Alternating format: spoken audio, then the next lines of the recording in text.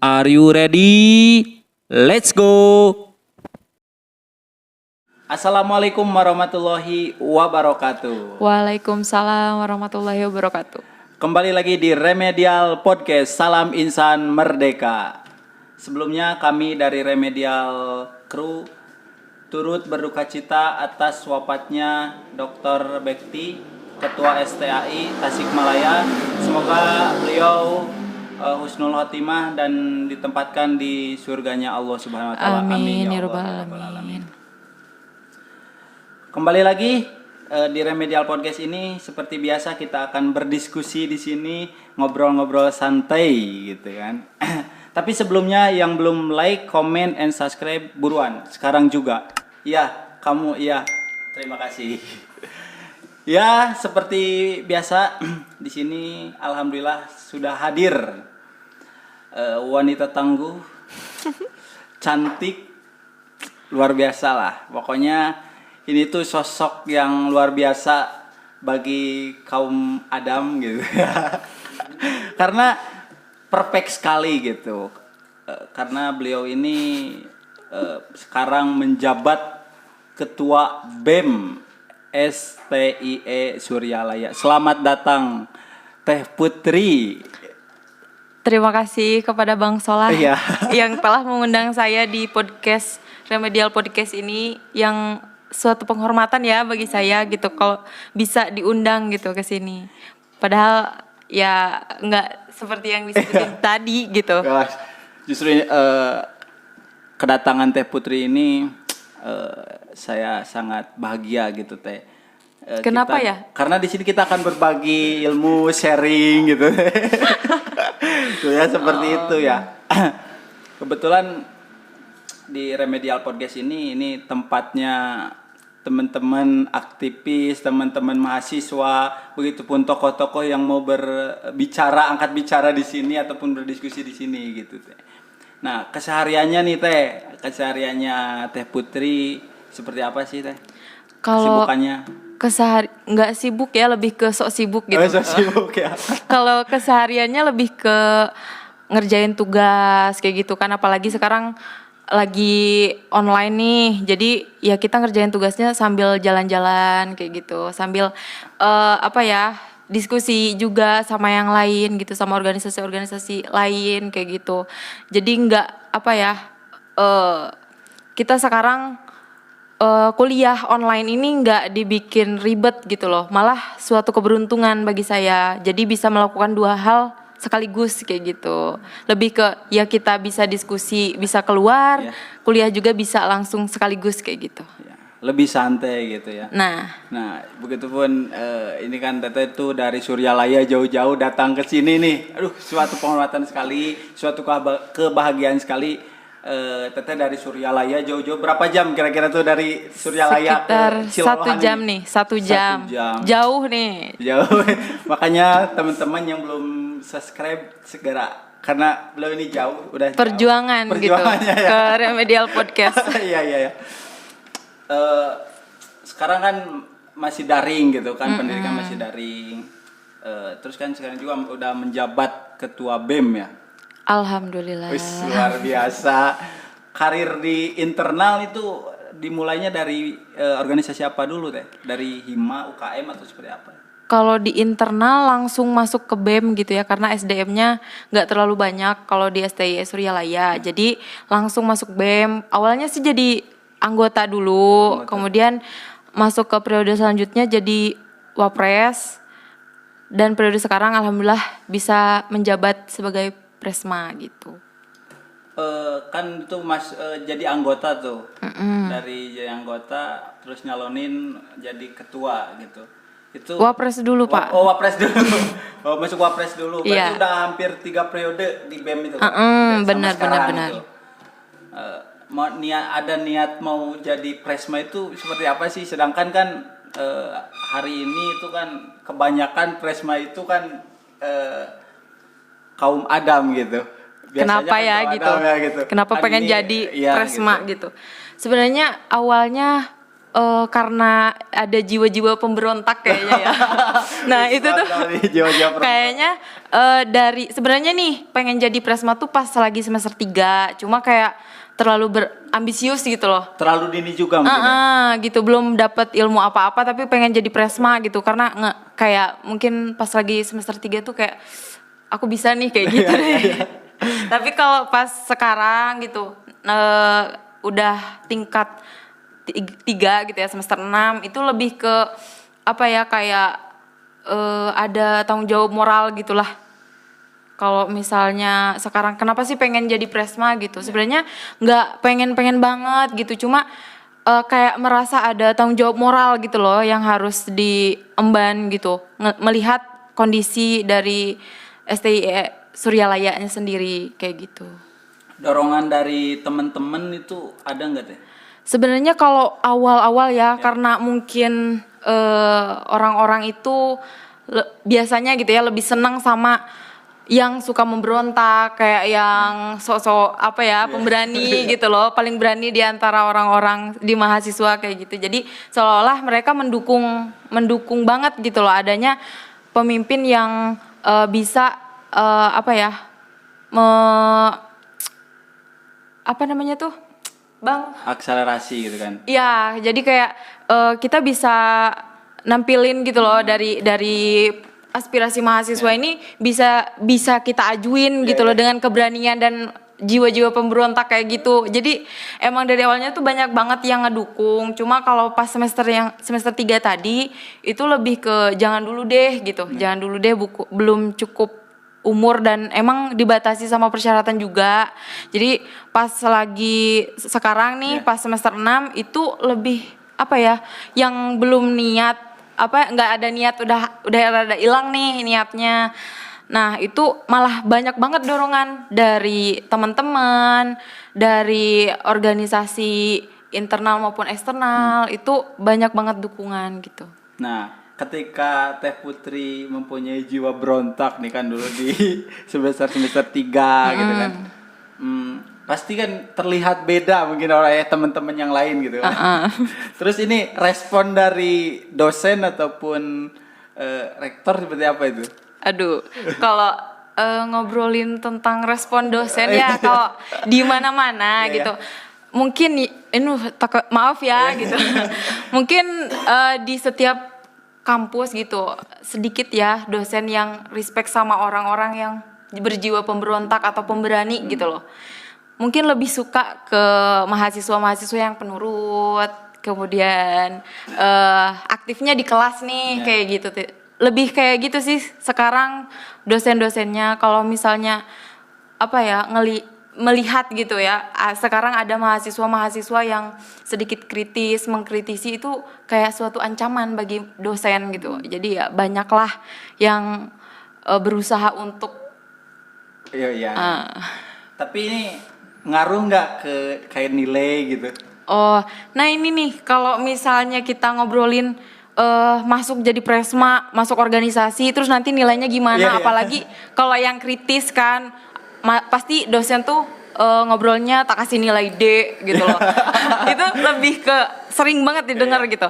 Jadi sebenarnya kalau misalnya kita pengen jadi pemberontak nih, pemberani di kampus gitu loh, kita bisa apa ya namanya tuh, menyetarakan antara kita di organisasi kayak gimana, terus kita IPK kayak gimana gitu loh. Kita harus merhatiin dua-duanya, bukan cuma di organisasi tapi akademisnya juga gitu loh. Kalau berkaitan apa namanya, mempengaruhi apa enggak sih kalau misalnya kita lebih keras gitu di kampus atau kita jadi presma, berpengaruh enggak sih ke nilai gitu. Kalau saya pribadi gitu lebih ke menjunjung tinggi keduanya gitu. Kalau kita bisa menjadi presma berarti harus tanggung jawab sama nilai gitu loh. Gitu, harus benar-benar berusaha. Kalau misalnya kita mampu memahami setiap setiap mata kuliah, itu mungkin dosen nggak bisa semena-mena ngasih nilai jelek gitu loh. Gitu sih. Kalau respon dari teman-teman yang lain, sepertinya dari kawan-kawan cowoknya itu kan, kawan cowok-cowoknya ketika Teh Putri ini berpikir kritis gitu kan. Dalam pemberontakan itu kan bukan berontak negatif kan. Iya. Sebenarnya terlalu keras banget ya kalau kita bilang berontak. Ya. Kritis lah, kritik Iya. lah, mengkritik gitu. Kalau ketika Teh Putri mengkritik di kelas ataupun di STIE itu sendiri, apakah nih dari teman-teman cowoknya ada yang beda gitu pandangannya ke Teh Putri? Kalau cowok-cowok di STIE nih ya, itu lebih ke mendukung gitu, kayak seneng gitu loh ada cewek yang bisa berani untuk menyampaikan aspirasi mahasiswa kayak gitu. Lebih ke mereka ikut-ikutan menyemangatin gitu loh, sebagai dijadiin motivasi juga gitu loh, karena mereka semangat ya jadi ikut semangat juga gitu loh. Nggak ada sih yang sampai sekarang, nggak tahu ya kalau di belakang gitu. Karena kan biasanya orang di depan beda lagi gitu. Kenapa orang bisa seperti itu ya? Banyak banget itu, Bung. Ya itulah mungkin hidup ada pro dan kontra juga ya. Nih lebih strategi sebelum menjadi BEM itu, apakah ada dorongan dari teman-teman untuk Teh Putri mencalonkan diri menjadi ketua gitu? Kalau dorongan banyak banget ya. Iya, kalau yang kedengeran gitu loh, yang kedengeran di depan gitu. Itu banyak banget yang mendorong kalau misalnya lebih baik diterusin gitu loh, karena kan ini udah ketiga kalinya gitu loh, ketiga periode gitu. Jadi lebih bisa minimal kita memahami gitu loh birokrasinya kayak gimana, administrasinya gimana gitu loh. Jadi nggak harus dari nol lagi gitu. Jadi ya udahlah, mungkin lebih baik jadi presma juga gitu, karena ngerasa ada tanggung jawab moral juga gitu lah. Iya. Nah, ketika Teh Putri menjatuhkan niat Teh Putri untuk mencalonkan nih, apakah Teh Putri terpikir, wah nih saya akademiknya akan tertinggal ataupun akan disibukkan dengan urusan-urusan BEM gitu?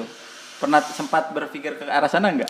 Sempet, siapalah ya yang nggak mikirin nilai gitu. Walaupun banyak nih sekarang yang bilang katanya, nih kuliah tuh nggak soal nilai doang gitu loh, tapi bukan soal IPK aja gitu. Tapi menurut saya pribadi gitu, IPK itu untuk keluarga, organisasi itu untuk saya gitu.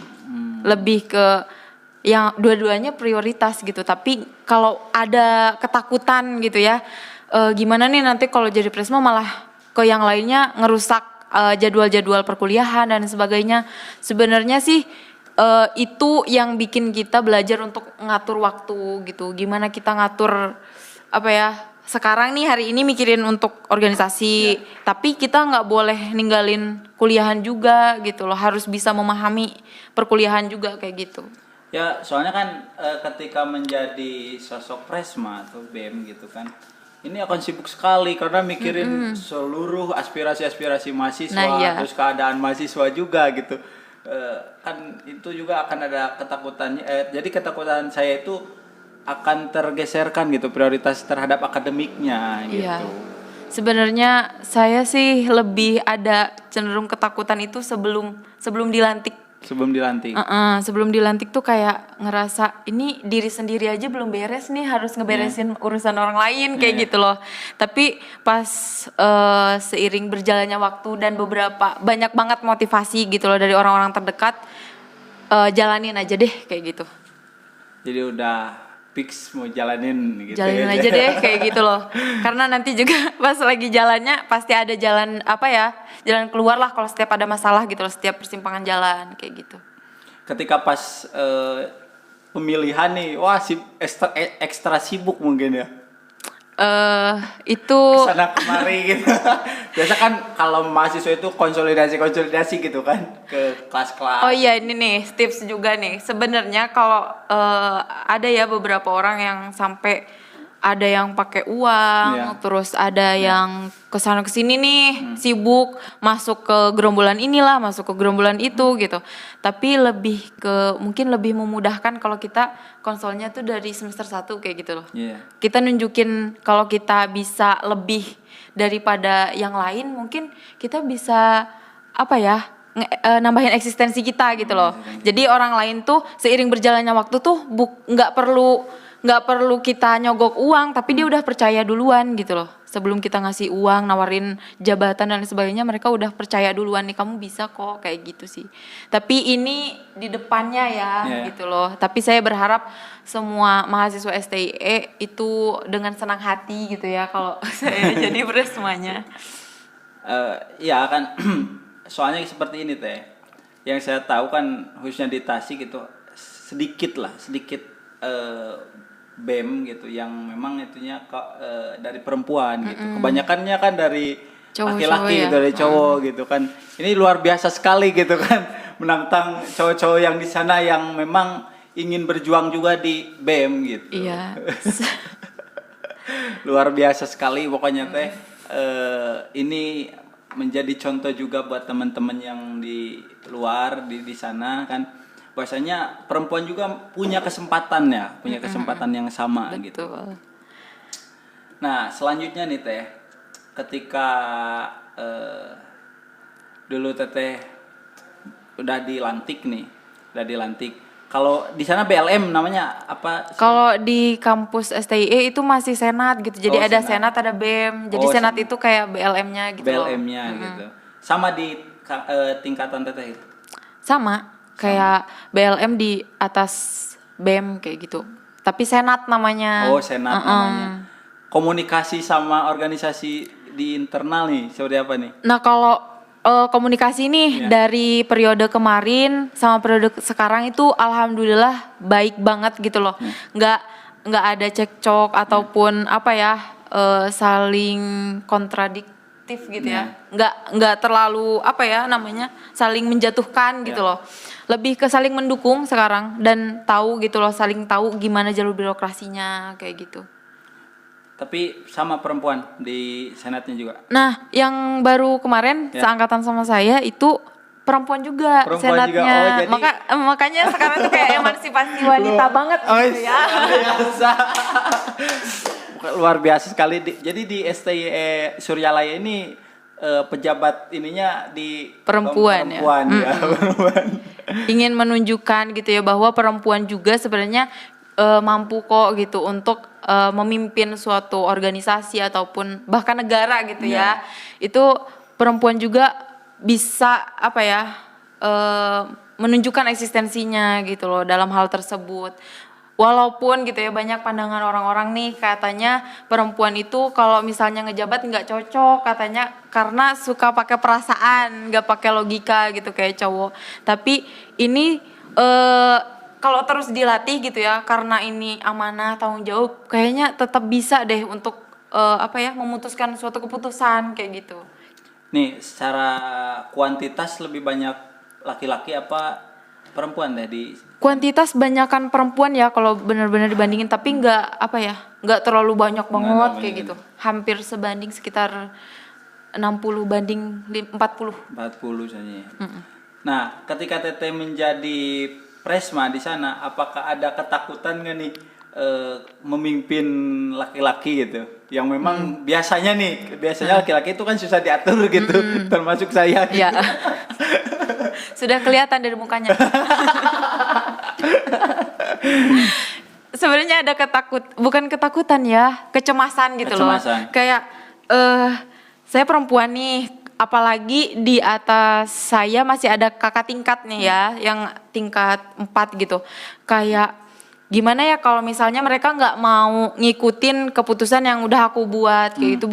Bukan cuma mikirin yang di dalam organisasi ini kepengurusannya doang, tapi kayak mahasiswanya tuh, aduh gimana ya kalau misalnya ada yang nggak menerima dan ada yang nggak mau diatur sama perempuan gitu.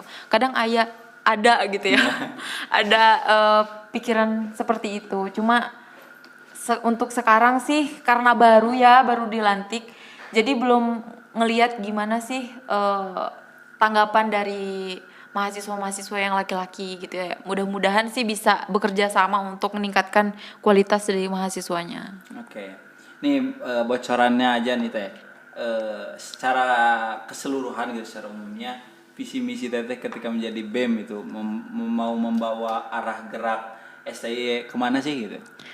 Kalau dari misinya visi ini ya, secara umum aja Ya, ya, secara umum. itu pengennya BEM menjadikan BEM ini sebagai penggerak gitu untuk meningkatkan kualitas kapasitas mahasiswa menjadi mahasiswa yang profesional gitu loh. Apalagi sekarang di kondisi pandemi sekarang gitu ya, itu lebih ke gimana nih caranya biar kita bisa berada di dua posisi, di posisi apa pandemi dan siapa tahu kan nanti di pertengahan tiba-tiba selesai pandemi kita gimana untuk menjadi problem solvingnya kayak gimana nih gitu. Lebih ke meningkatkan kualitas gitu loh. Kalau selama pandemi itu lebih ke internal dulu deh dimatengin gitu. Usahanya sih gitu.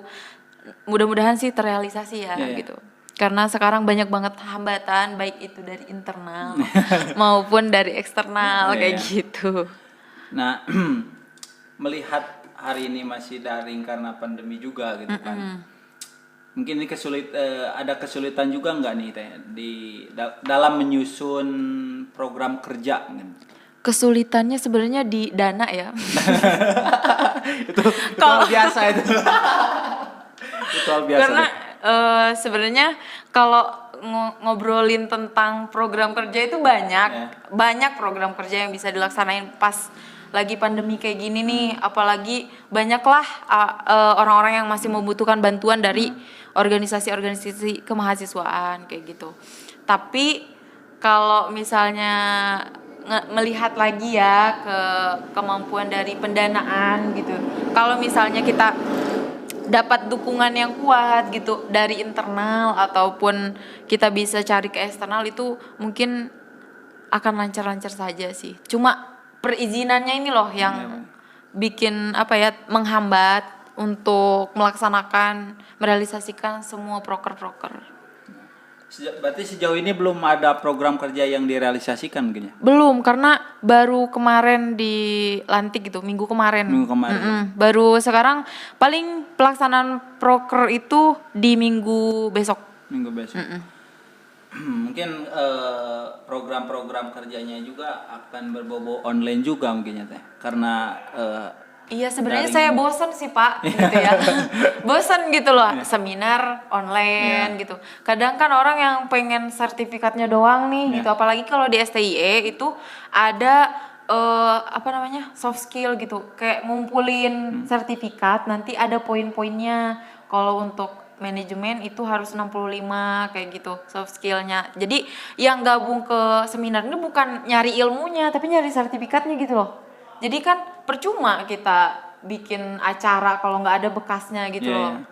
Itu sih. Kalau untuk tingkat akhir tapi masih berjalan gitu kayak sidang kayak itu. Masih, alhamdulillah masih berjalan. Offline itu. Online. Sama online. Paling kayak kalau bimbingan itu pun harus dibagi kayak 1 orang aja, 2 orang aja kayak gitu. Per harinya itu seperti itu. Jadi agak ini ya kalau kita melihat kondisi kampus kita kalau gitu terus itu malah jadi males ke mahasiswanya.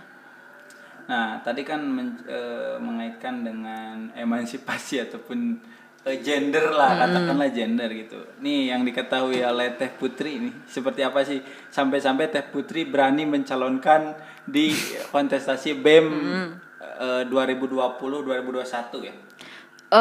Sebenarnya selain dari keinginan sendiri tadi dan melihat kondisi di kampus gitu ya, lebih ke pengimplementasian yang tadi kata saya di tanggung jawab moral gitu ya.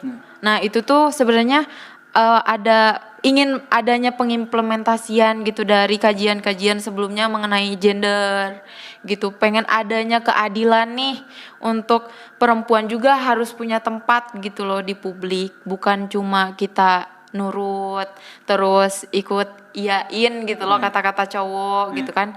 Mungkin kita bisa sedikitnya mencontohkan kepada teman-teman gitu biar memotivasi gitu ya. Lebih ke mau muncul di publik kayak gitu.